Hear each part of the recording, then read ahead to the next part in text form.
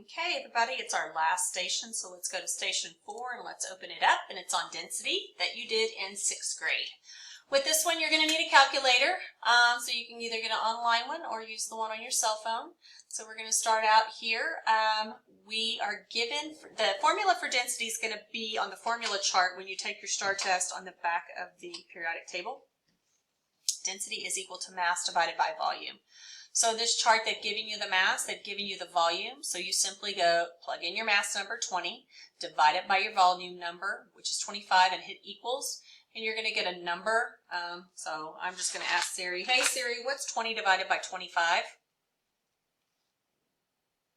It's 0.8. 0.8. So I pull the 0.8 over here, and I go look down here, and 0.8 is rubbing alcohol. So I would type rubbing alcohol or drag rubbing alcohol over here. Now, once you have these there, you have these two little images. You can go look at those pictures, and you're going to get a number. And that's going to help you fill in your little riddle for your answer code. These are the same numbers that you have over here, so you can just go type them in. It's the same data table. 20 divided by 25, type in your answer and type rubbing alcohol.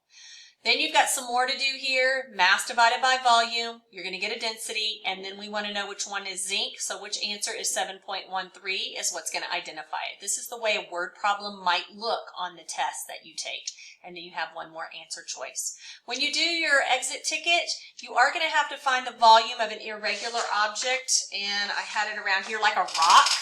So if you will remember back in 6th grade, volume is how much space an object takes up. So in math class, you've learned how to measure with flat sides and things. But if you have this rock here, you can't measure that. So you use displacement. Think about getting in a bathtub. When you get in, the water rises because it displaces the volume, the space that you take up. So if you put a certain amount of water in and then drop the rock in, it will displace its volume. And then you would be able to use that volume measurement in your exit ticket whenever you need to do your math with your mass divided by your volume. Okay, after you're finished with this station, you're doing your exit ticket and you are done. Good luck on your STAR test tomorrow.